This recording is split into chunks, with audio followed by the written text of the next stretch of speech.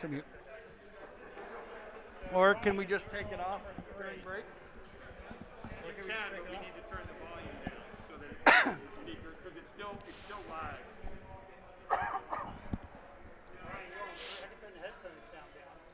I think that, yeah, this is a good volume now.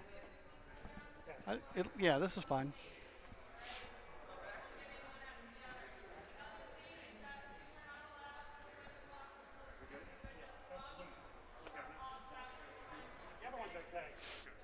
You know which is which there? No. Show them which one's Which one am I? I'm 4. And so we just turn that down when we're done so they don't hear us. After you say, we'll be right back. Yeah. Yeah, then we turn the volume down. Yeah, you can turn these white knobs down. Okay. And they're on what, about 7, 6?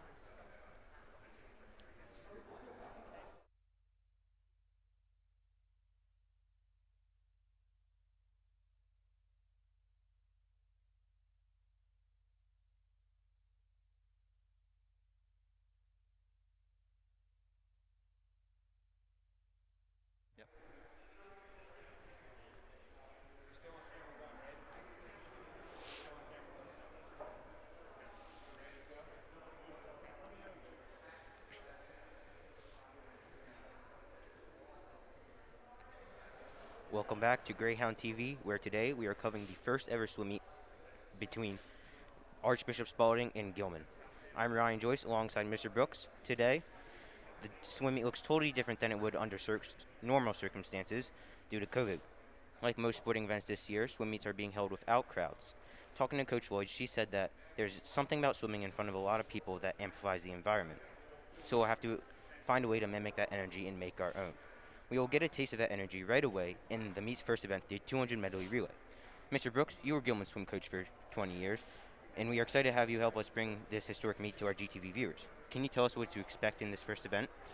I really expect that we're going to have a couple of very nice swims from Gilman. We have a lot of very talented swimmers at the top of our lineup, and there's a really good shot that we could be pushing the school record in this event. All right, with that, we're going to go into a quick break until the swimmers get to the blocks.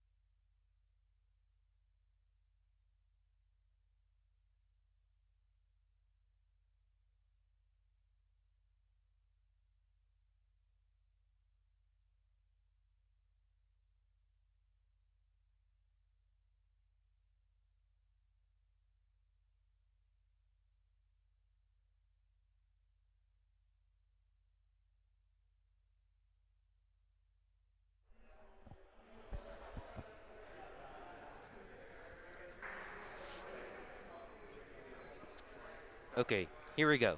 We're starting the meet with the 200 medley relay. In lane 1 for Spalding is a team of Jager, Herman, Drum, and Youngblood. Lane 2 for Spalding is Guadamuz Castillo, Jones, Bennett, and McHenry. Gilman will send the team of Lloyd, Shepfer, Blumenfeld, and Zhang to lane 5, and Brooks, Mattini, and twins Peter and Paul Skolnick to lane 6. Mr. Brooks, for those new to swimming, what is the 200 medley relay?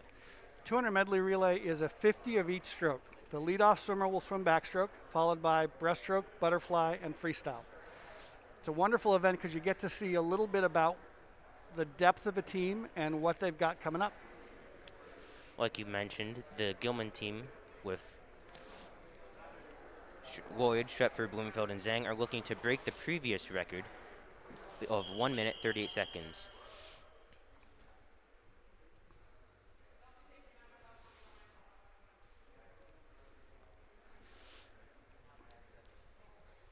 Now, as the swimmers get to the blocks, we'll be quiet for the start.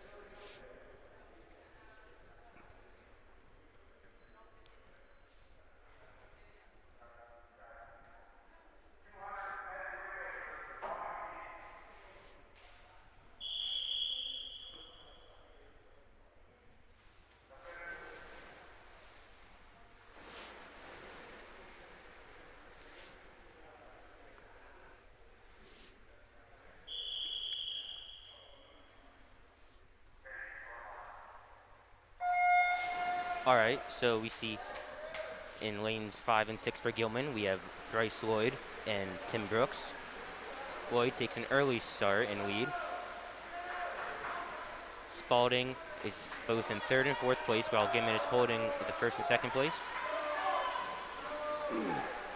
Mr. Brooks, this looks like a good start for the Gilman team if they want to have any success being that relay time. It's a very good time. Bryce Lloyd's out in a 23.6. It's about a half a second faster than the record split. Okay, so now Bryce Lloyd and Tim Brooks will transition to Brody Schretfer and TJ Mattini for the breaststroke length of this relay. Now, the key on many of these relays are good turns and breakouts out of these turns underwater. You see Brody and TJ both have that, and now they're going into the 3rd length and butterfly portion of these relays with a comfortable lead. Little bit under a second below the record pace at this point. Now, this looks like both Gilman teams will probably lock up 1st and 2nd place. However, what we are watching right now is not just for the placement, but also for the time, because there's always just that small millisecond that you can catch up. Another very nice swim on a butterfly.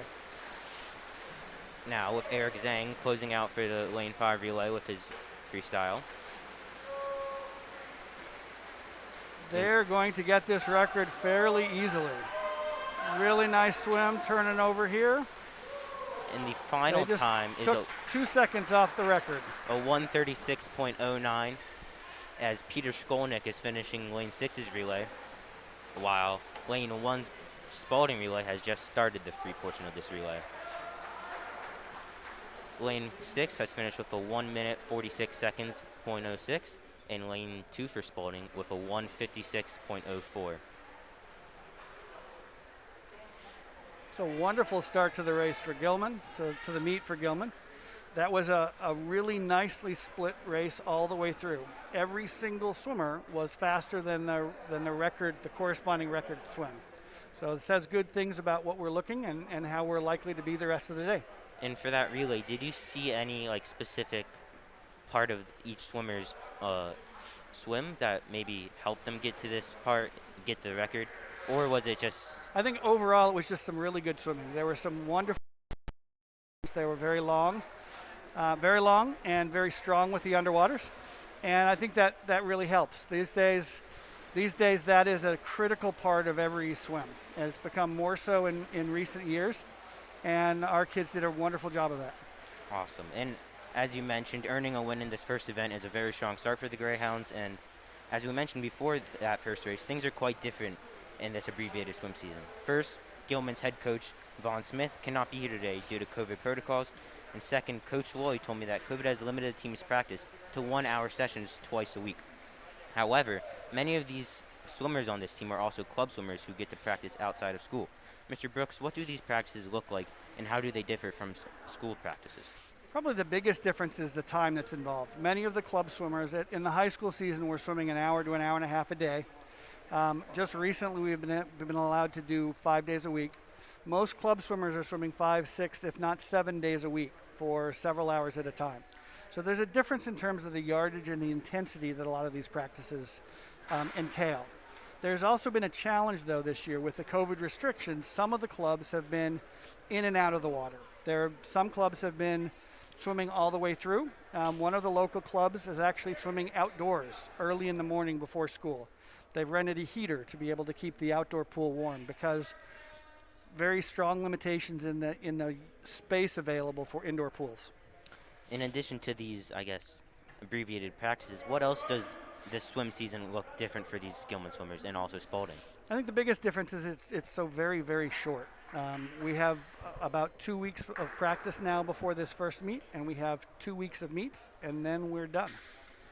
Awesome. So now as the swimmers prepare for the next race, we will take a short break. Don't go away.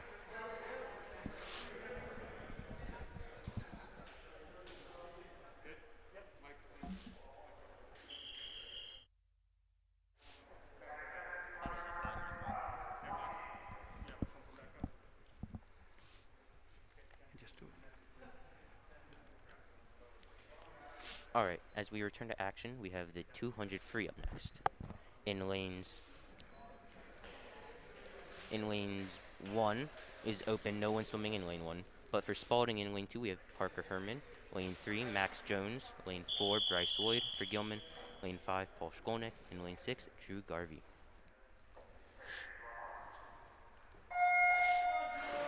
Now, who I'm watching in this relay is Bryce Lloyd. He's probably he has lane 5 for Gilman. Lane 4, rather. Sorry, lane 4 is usually what the swimmers usually prefer because they're not as close to the walls. But in those new to swimming, the 200 free is a 8-length event, 8 lap.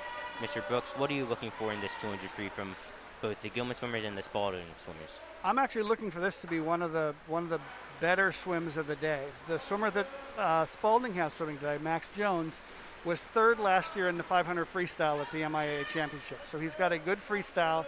He's a very strong swimmer. Bryce Lloyd is taking this out really fast, though, as is Paul Skolnick. And that's really impressive to see Paul Skolnick, the freshman for Gilman, keeping up with both Bryce Lloyd and Max Jones from Spalding, who you mentioned was one of the more impressive swimmers in the MIAA last year. Bringing up the rear for this race, you have in lane 2, Parker Herman, in lane 6 for Gilman, Drew Garvey. Nice underwater for Bryce Lloyd there. Nothing's really changed in these last 2 laps for Gilman and Spalding. Same placement. Bryce Lloyd looks like he's cruising comfortably. Mr. Brooks, this is obviously more of an endurance event that tests these swimmers for how long they can keep this top speed. What differentiates these swimmers by other than endurance in this event? I think that you hit it on the head. The ability to maintain speed. 200 used to be considered sort of a mid-distance event. Now it's almost treated as a sprint. Kids are going hard from the beginning, and Bryce finishing in 150.72, a very solid swim. And Max Jones just edging out Paul Skolnick for 2nd place. So with that, Gilman will place 1st and 3rd, while Drew Garvey is coming in 4th for Gilman with a time of 2:08.33. Now in lane 2, we still have Parker Herman. And Mr. Brooks, I guess with these lesson practices for those swimmers that aren't on the club swim teams, how do you think they can keep up their endurance during one of the longer events? It's very difficult. As a coach, you want to work on getting the kids back into some basic shape as quickly as you can, and that usually involves doing a lot of aerobic work. So fairly sustained swimming with short breaks, keeping the heart rate up while they swim for an extended time. And the more that you can get some of that in, the better off your sort of basic conditioning will be. As long as you work it for the 200 and 500, you continue to work on pace work. So they know the pace they have to swim if they want to get a certain time. And you need to make sure that in practice you're swimming at that pace so your body kind of gets used to performing the way that you want to perform when you get to a meet. Mm-hmm. And so after each event these swimmers place in, there's a 50 free or just 50 lap cooldown. So 2 lengths of the pool. And next up for our event is the 200 IM. This event also is 8 lengths, 200, but it's another test of endurance, right? It is. This is very similar to the medley relay that we started in that you have all 4 strokes represented. So you're looking at a lot of times these are very good all-around swimmers. So for this event, we have the lane 2. Lane 1 still open for Spalding, but lane 2 we have Graham Tower for Spalding. Lane 3 we have Sam Drum. Lane 4 for Gilman we have TJ Mattini. Lane 5 Rowley Walters. And lane 6 Peter Skolnick. So the order of events or strokes in this event are butterfly, backstroke, breaststroke, and freestyle. And one thing I noticed is there isn't a single senior in this race for Gilman. We have TJ Martini, a junior, and Rowley Walters, a junior, sorry. Sophomore. A sophomore, sorry. And Peter Skolnick, the freshman. So, do you think that maybe with the seniors graduating last year, maybe they lost some people in this event, or is this just more of the well-balanced events that this Gilman team has? I think it's more a sign of the well-balanced. We have some of our very top swimmers could literally swim any event in the program, and it's just a coaching choice who to put where. So, and we're looking good here. Out fairly strong in the butterfly, and looking nice and smooth through the backstroke. And like I mentioned, we have a junior, sophomore, and freshman. But in this race, we actually had the freshman leading in lane 6, Peter Skolnick. Now, all 3 of these Gilman swimmers, TJ, Riley, and Peter, are all club swimmers on MBAC outside of school. So they obviously get the benefits of more than 2 practices a week and more time in the pool. So maybe an explanation for this, I guess, large gap between Gilman and Spalding is that these Spalding swimmers they have to abide by these 2 practices a week and not have any club swimmers.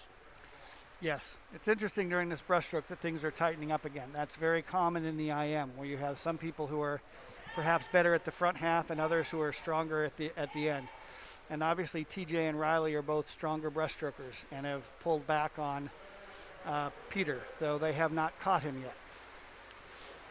Now, TJ is maintaining a tie a little behind Peter, and Riley's bringing up the rear for Gilman. Usually during these longer events or IMs, after you tire yourself out during butterfly, backstroke, breaststroke, swimming is usually the relief for most swimmers, or it's more of a sprint at the very end, although you're all the other events. So Gilman places first, second, and third in this event, with a time of first place being 2:15.39, second being 2:16.96, and third place being 2:19.84.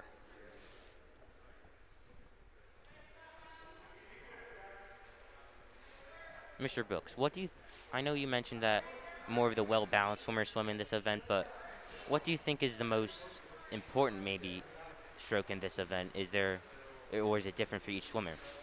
It generally is different for each swimmer, although you do tend to find that most really good IMers are really strong breaststrokers. For whatever reason, it's really hard to do a good IM if your breaststroke is not strong. And maybe that's because the difference between a good breaststroker and a mediocre breaststroker is a bigger difference than in the other strokes.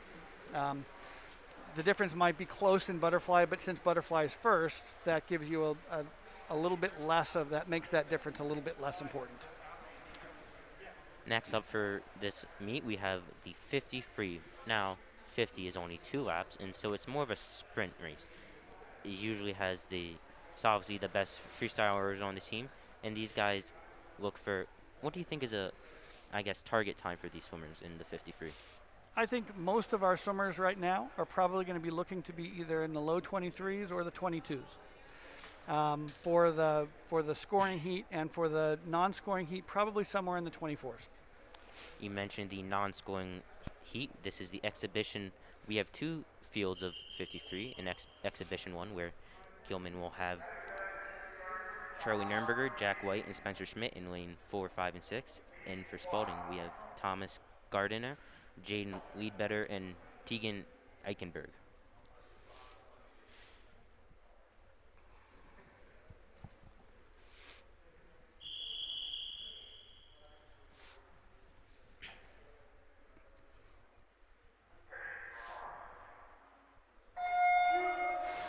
For these 50 frees, you're obviously looking for a very fast start and very good dive. And you see in lane 6, Spencer Schmidt actually has the lead right now.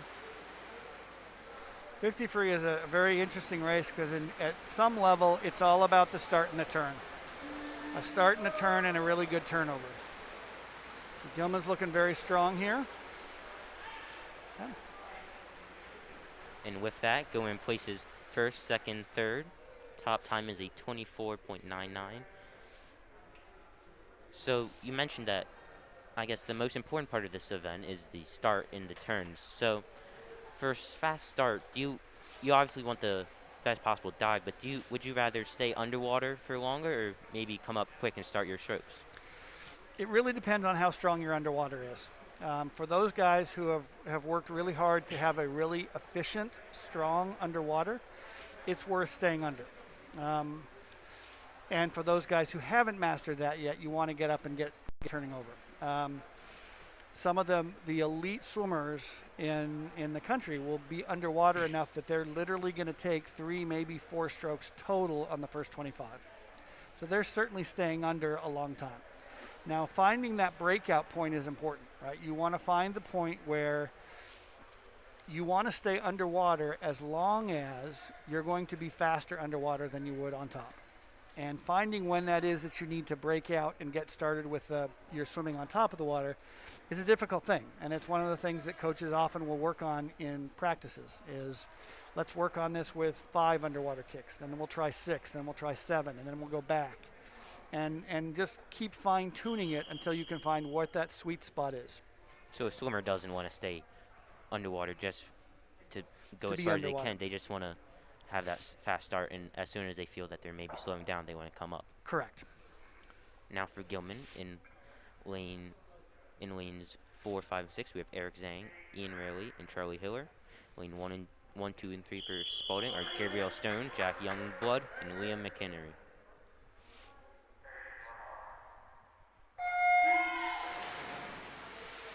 Now you see most of these swimmers come up just around mid-pool, and with the early lead for Gilman is Ian Rayleigh. Ian Rayleigh, he does not swim outside of school, but he does do water polo for Gilman as well. And Eric Zhang had a really nice turn to open up a slight lead. So Eric finishes with a time of 23.02, Ian with a 23.58, and Charlie Hiller with a 24.30. One thing I've noticed so far is there's been a big gap between the Spalding and Gilman swimmers, but it feels that they are racing each other, the Gilman kids, maybe competing for who can be the best out of those 3. Yes, that's one of the wonderful things about swimming is that you're always ultimately competing against yourself, right? And having teammates that are fast to push you is a wonderful thing. But ultimately, whether you win or lose a race, you can still have a really good swim.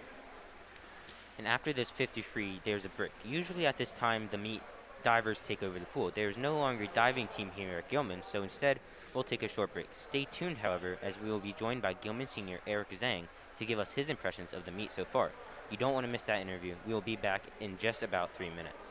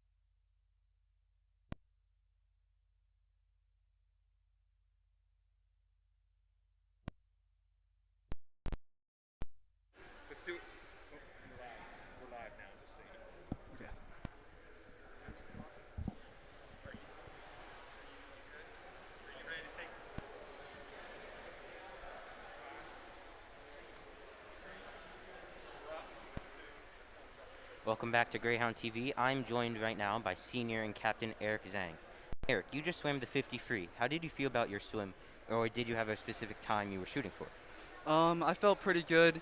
My stroke felt like I was riding the water on top of the water. My only problem with that, I breathed a couple times more than I normally would. I just swam the medley relay, so I was a little tired from that. And we're going for the 400 free relay record later today. Yeah, So, you mentioned the 200 medley relay. The team broke the record of 138. You guys got a 136, I believe. yep. So how did you feel that both you swam and I guess the relay as a whole?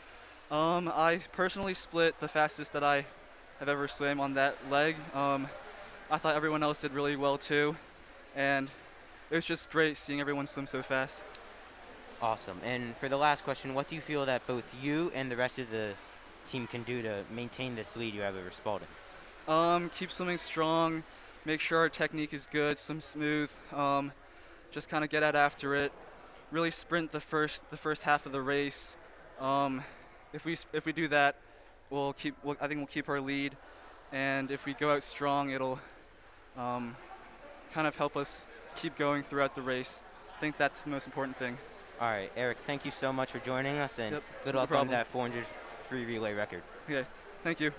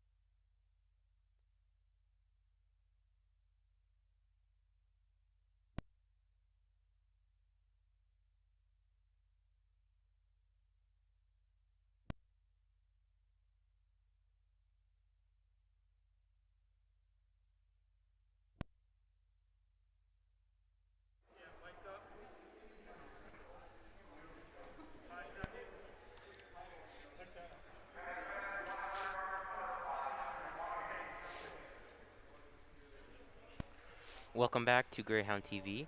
Thank you to all our viewers for tuning in, and a reminder that next week, tomorrow, GTV will broadcast a varsity basketball game at 4:30, and next week we will bring you a wrestling match as well as a hockey game. Now, right back into the action, we have the 100 flyer. In lanes for Gilman, we have Ryan Bloomfield, Timothy Brooks, and Mason Roths in lanes 4, 5, and 6.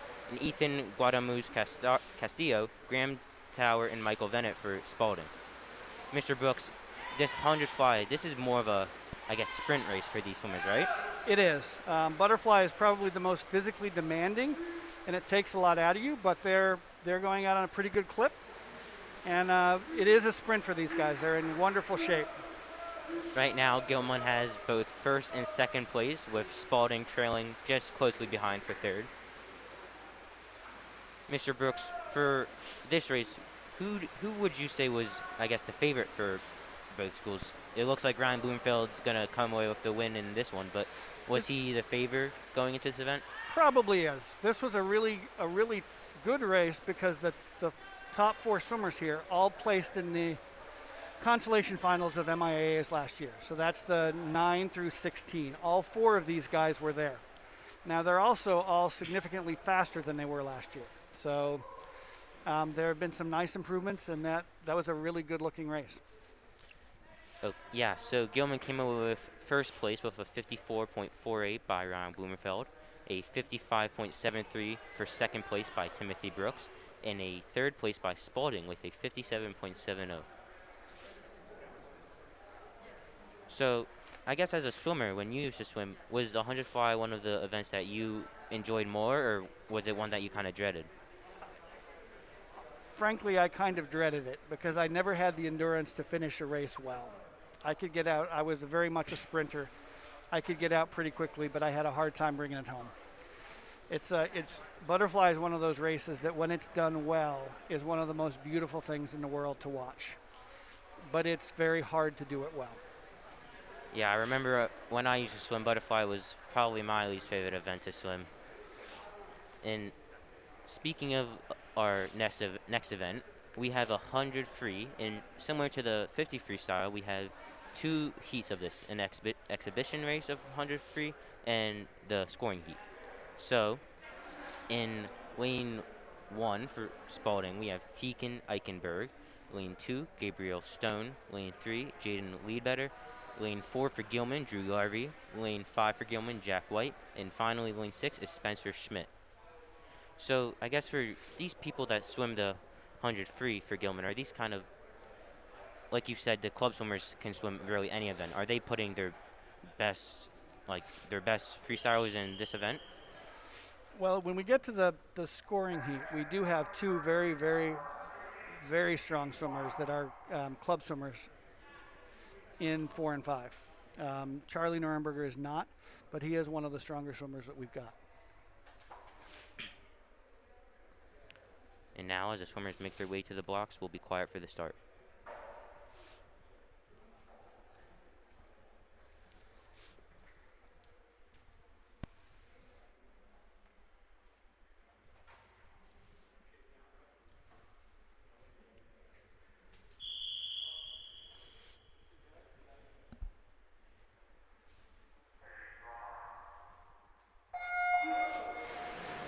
Mr. Brooks, similar to the 50 free, you said that the starts and turns were the biggest keys. Does that stand up for the 100 free too?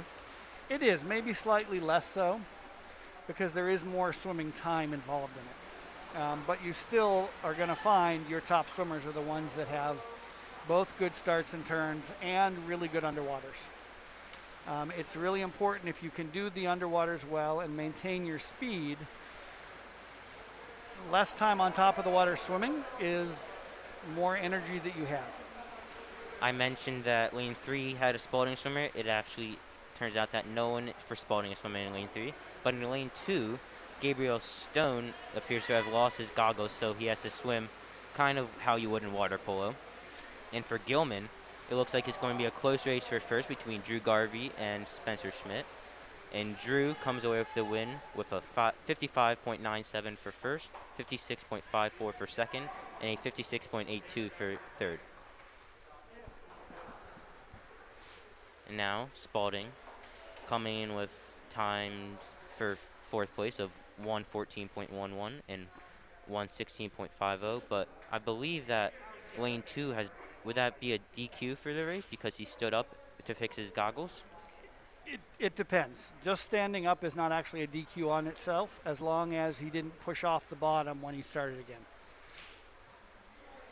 And like every event today, these swimmers will have a 50 cooldown. Mr. Brooks, you obviously this one heat of the 100 free wasn't scoring, but what do you take away from the swim for Gilman? I thought it was very, very consistent. Having 3 swimmers in that were all within less than a second distance from each other is a really good sign. And we swam well, and those times are very good. And now, as we proceed to the scoring heat, lane 1 for Spalding, we'll have Billy Jager. In lane 2, Jack Youngblood. Lane 3, Sam Drum. Lane 4 for Gilman, Ian Rayleigh. Lane 5, Brody Schrepfer. And lane 6, Charlie Nurnberger. So you mentioned that for Gilman, they are putting their probably best freestylers in this event. What time do you think that these, I guess, Brody and Ian and Charlie should shoot for?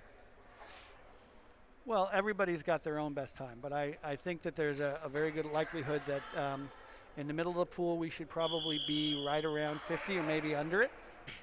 And I think that Charlie should be a little bit faster than that last heat.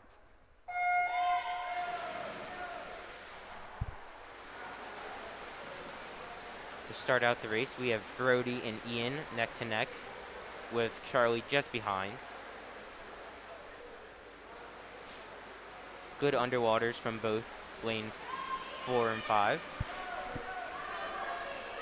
And Ian is out really strong. He's got a wonderful kick behind him. Out in a 23.9 for the first 50. That's a very strong swim. Usually they drop, but they don't drop by a whole lot, do they? They usually maintain the same time. They're going to be a little bit slower coming back. If they were out in about a 24 flat, if they're home in about a 26.0, and that Brody, will be good. Brody actually takes the lead over Ian. Pretty effortlessly. He kind of just looked like he was just gliding over the water. He was able to maintain his speed through the second half a little bit better than Ian was. He was out a little bit slower, but back significantly faster. So Brody came back with a 49.78 for first, Ian with a 50.43 for second, and Charlie Nurnberger for 55.40 for third.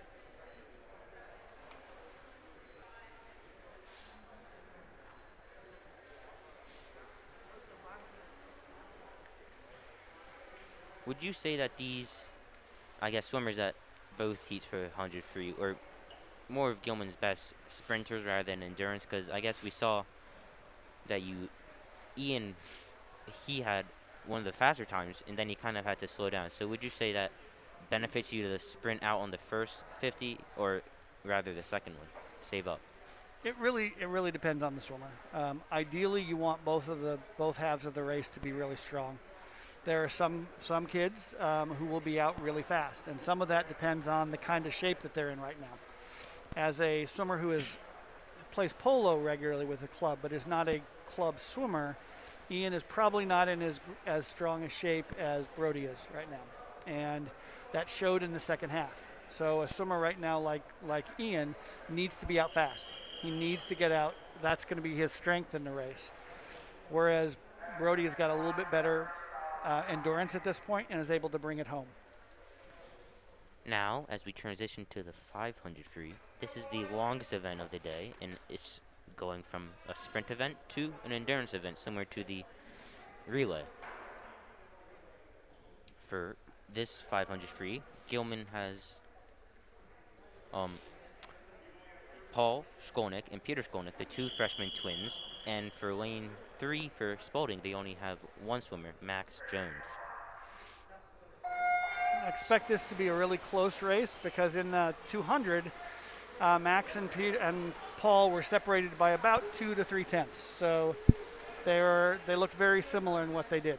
And you mentioned that Max Jones is one of the probably Spalding's best swimmers, so it'll be a tough task for these freshmen to stack up against Max Jones. Now, as we take a quick break and talk about the Gilman swimming record board during this event, Mr. Brooks, what are the challenges of maybe setting a record? We saw the first relay in event of today break the previous relay by about 2 seconds. Is this something that usually happens for the viewers, or is this a very rare occurrence? It's a fairly rare occurrence, particularly in a dual meet.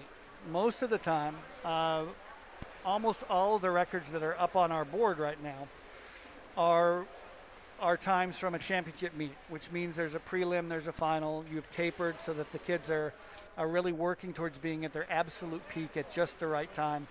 They often will wear tech suits and shave down for those meets. And for dual meets, they don't do that.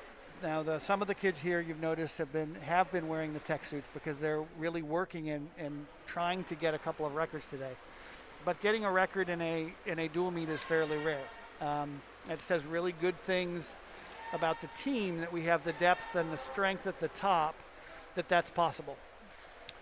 Would you say that obviously it's a tough task to break a record, but this is even amplified during COVID in these times, that maybe limited practice for certain swimmers, or for these club swimmers it's just not? Is it just normal? I think for many of the club swimmers it's fairly normal. Some of the clubs have been competing fairly regularly, so they are not only in pretty good shape, but they're also in racing form. Some of the other teams have been back in the water a little bit, but they might not have had as much of the racing and much of the. So that racing form, there's always part of just being in shape, and part of it is learning to swim fast in races, and that's something that really happens by doing it. Now, back to describing the action. You may see on your screen there's people or other swimmers for each team at the end of the pool with counters, lane counters for all these swimmers to keep track of what lap they're on. They're about halfway through this race. What do you think a good split for about 10 laps should be for a swimmer? Well, a very, very good time for a high school swimmer, particularly in a dual meet, would be under 5 minutes for the 500. So half of that is around 2:30, and we're just a little bit slower than that, which for a meet like this is not a surprise. What's interesting to look at is keeping track of what the individual splits are and seeing how much they are slowing down, or are they able to maintain a certain split. Max Jones right now, his last split was a 3 minute 5 seconds. So he's on, would you say that's on target for, I guess, maybe his target time? We obviously don't know what he's shooting for. But yeah, I don't know what his target time is, but he's probably on time for a final time of somewhere around 5:10. I guess for the Gilman team or pool record, do we know the record for this 500 event? The record for the 500 event was Bill Stratton, a 4:36.00. Wow. It is actually the oldest record on Gilman's record board by a significant amount. I think it's probably the oldest by over 10 years. I guess in all your years of coaching and watching these teams, has anyone come close maybe to breaking that record? Or? Yes, we have had some swimmers who have been close to it in the past. It's often very difficult. The 500 is a very difficult race in the high school because you're doing so many other things, right? And then in the typical high school championship meet, kids are swimming 4 events, 2 relays and 2 individuals. So there's often not a huge amount of rest between swims. And that can really affect an event like the 500 that is so physically and mentally grueling. As you see on your screen, Max Jones has a fairly comfortable lead over Peter Skolnick. Now, the official is ringing a bell to signify that this is Max Jones's last 50 of the event. Usually, would you say this is maybe their slowest 50 after the whole race, or do they have a little bit left in the tank to maybe finish this out? Most swimmers try to have a little bit left in the tank to finish out strong. It doesn't always work that way, but that's usually the plan for most kids. So Max Jones is going to finish his race with a 5:14.55. Peter Skolnick will finish with a 5:19.26, and Paul Skolnick, finishing up in third place, will have a 5:25.77. So obviously none of these times have come remotely close to the record that this pool holds, but would you say that maybe it was expected that they would not maybe come away with a win in this event? I don't know. Max Jones is a very strong swimmer. As I said, he was third last year at the MIA Championships in this, with the time some almost 30 seconds exactly faster than he swam today. So this was this was sort of in some sense, this may have been almost a training swim for him. He was just trying to get out and hold a reasonable pace and see what he could do. Would you say he's treating this whole meet as maybe that training meet? Hard to tell. Very often in meets, if he's not in really racing form right now, most of the time you have swimmers that they're trying to swim fast, but they have specific things that they're going to be working on in individual events. So maybe I want to be working on getting out fast, or maybe I want to be working on my turns and making sure my underwaters are solid. So wrapping up the 500 free, our next relay is a 200 as well, but it's a 200 free relay. So for Gilman, they have lanes 5 and 6. Lane 5 has Timothy Brooks, TJ Mattini, Peter Skolnick, and Paul Skolnick finishing it out. Lane 6 has Spencer Schmidt, Mason Roth, Jack White, and Drew Garvey. For Spalding in lanes 1 and 2, they have Eichenberg, Stone, Lebetter, Gardner, and lane 2 has Drum, Tower, Herman, Guadamus, Castillo.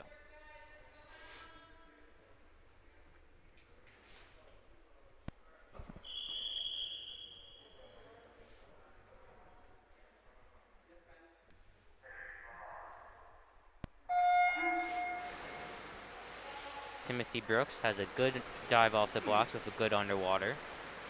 For this 200 free relay specifically, or maybe all relays, would you say that the leading starter for this relay is the most important position, or maybe the anchor, someone that finishes out the race? Both are important. It's really important that you get out well. Often in a relay, you're going to put your fastest swimmer either first or fourth. And the idea is, if you put him first, you're putting him out there to get ahead, to get a little bit of open water.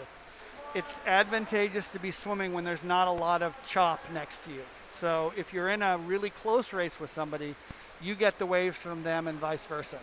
So if you can get your team out to a little bit of a lead, you minimize the amount of chop that you're swimming in. So that can be really helpful. And very often, teams will put one of their fastest two swimmers there.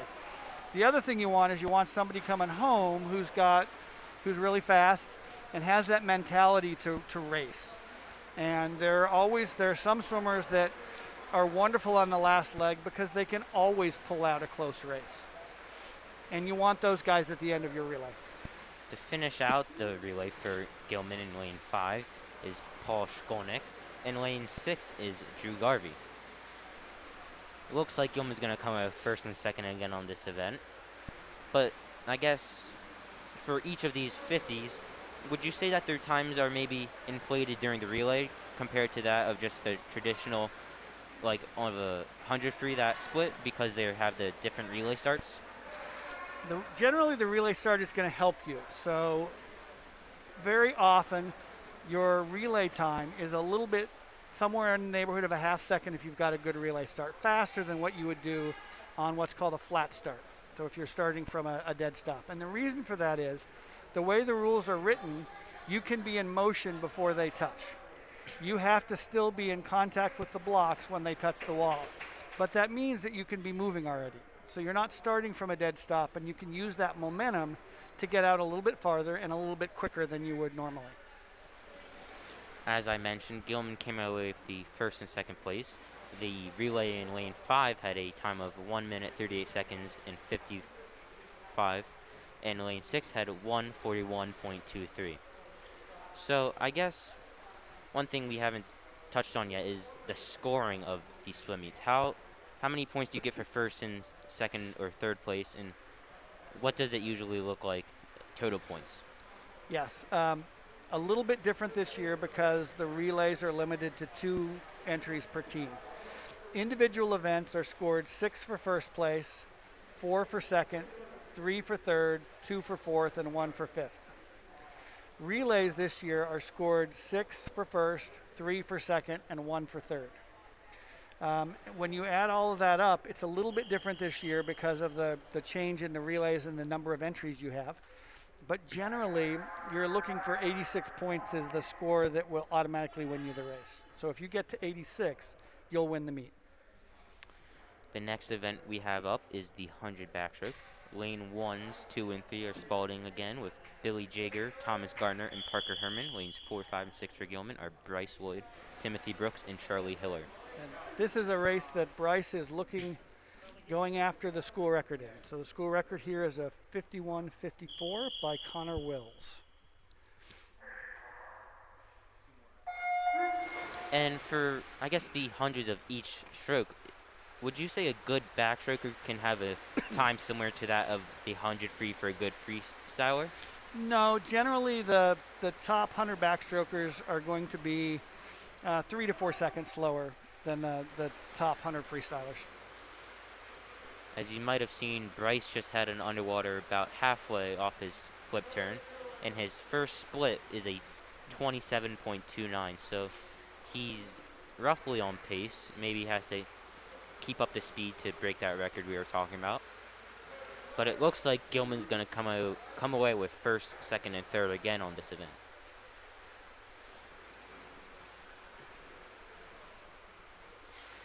Very long underwaters for Bryce. Looks very smooth. This is not as fast as he might have wanted, but this is an almost effortless looking swim. He comes away with first place with a 55.77. Tim Brooks with a 1 minute .07. And in lane 6, Charlie Hiller with a 1 minute 2 seconds .16.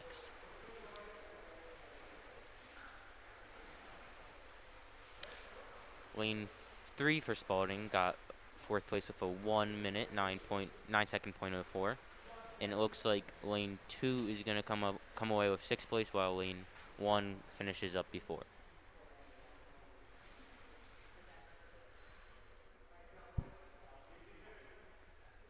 So it looks like another great swim for Gilman, coming away with first, second, and third. Is this how the team usually performs in these meets, or is this maybe one of their better performances so far?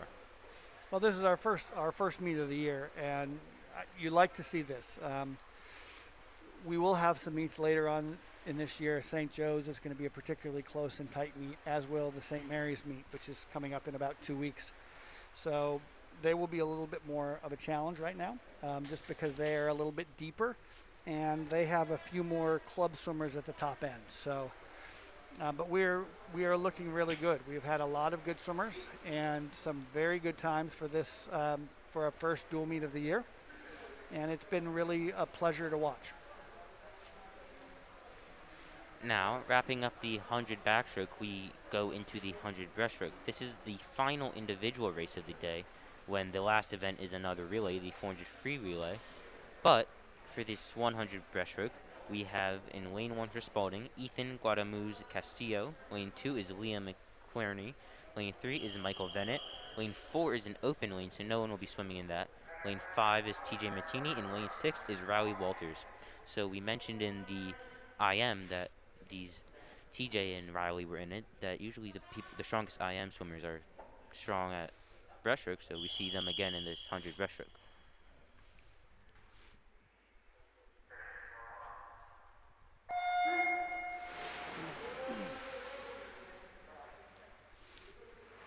And Michael Bennett in lane 3 out with the really strong underwater. Gets out to the early lead in the first wall.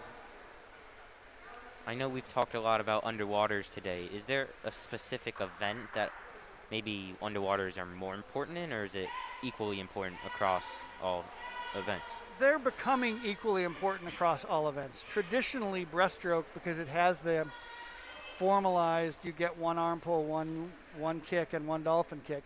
There's sort of and it's always been important in breaststroke. It is becoming more important in everything else as well. It used to be that if you were a freestyler or a backstroker, you could get away without doing a lot of underwater pulls. Now that's not the case. If you're going to be an elite level swimmer and swim at the top level, you have to work hard at developing that underwater skill.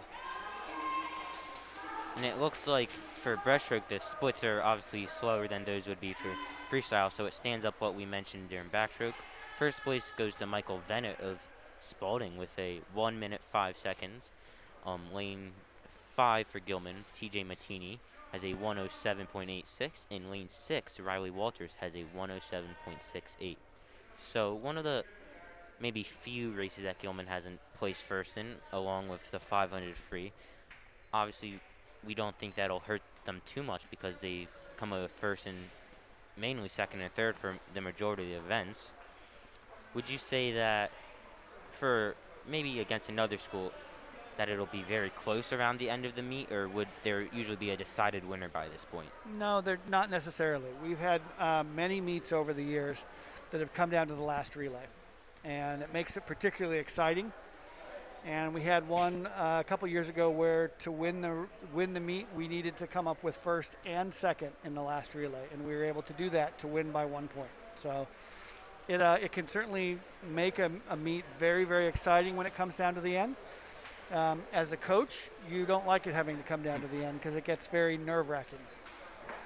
We've certainly done our job today, and we've swum consistently strong all the way across the board. Now, for our final event, it's another relay, the 400 free relay. So, unlike the past relays we've had during this meet, instead of 8 laps, this will be 24 laps. So, each swimmer is going to swim 100 free.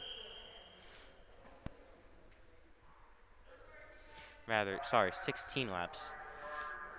So, in lanes 1 for Spalding, they have Youngblood, Jager, Gardner, Stone. Lane 2 is Jones, McClarney, Tower, and Vennett. Lanes 3 and 4 are open again. And lane 5 has Lloyd, Stratford, Blumenfeld, Zhang. And lane 6 is Nuremberger, Hiller, Roth, and Rayleigh.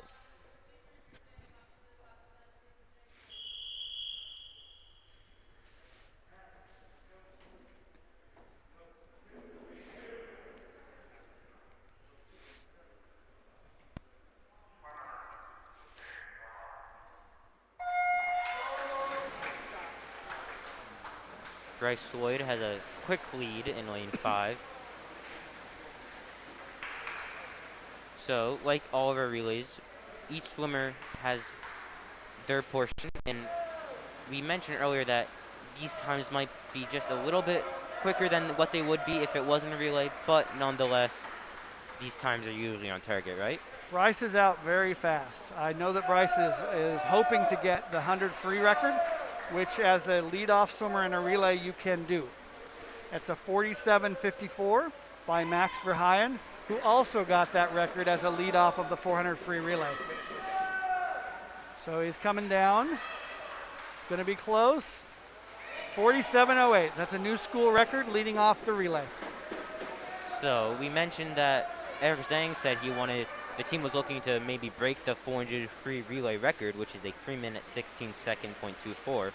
With that record by Bryce, they're obviously on target for that. Do you think that maybe both Brody and Ryan can keep that up? I think it's quite likely. Everybody here on this team is strong. We have a wonderful depth this year, and that we have to average about a 49 flat, 49.1, and we probably have 7, 8, maybe even 9 kids on the team this year who have the capability of being in that range. So we've got a lot of depth this year. And we'll have a better idea at the split here. Right now we're about a 1.5 seconds ahead of where we would need to be. So we're in good shape for a really good, strong time if we can finish this up. And when I was talking to Coach Lloyd, she said that while the graduating seniors last year, obviously they've lost some leaders of the team, but she mentioned that the team was relatively young, so that's always been a strength for them. So like you said, that there's a lot of depth this year, that the young juniors, sophomores, and freshmen obviously are really helping a lot on this team. Yes, it's been it's a really good crew, and we have 3 or 4 really good, solid seniors, and all the seniors that we have are leaders. But we also have a pretty strong undercurrent, so I think we're in good shape for years to come. Now, Eric Zhang being the anchor for this team, with the final split of a 2:24.31. So we're now almost 3 seconds under the record pace, so we're in good shape right now.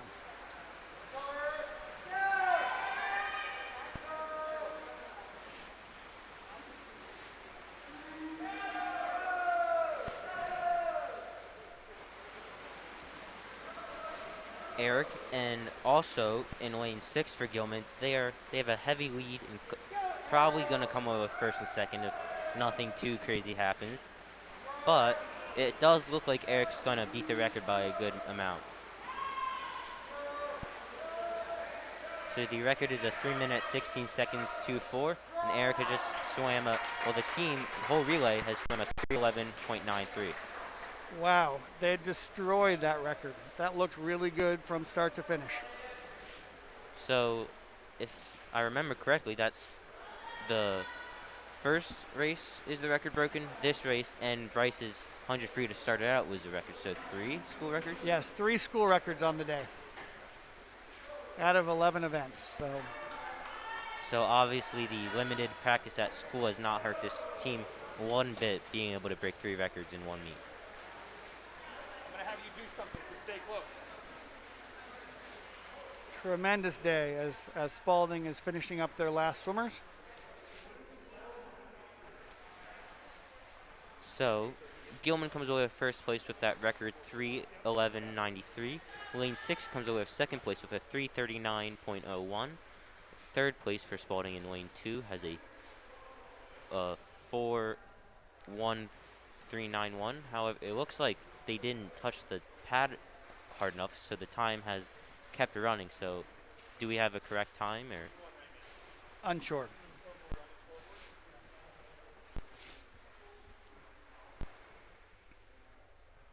So with this last Spalding swimmer finishing up, that concludes the majority of all of the events today for Gilman.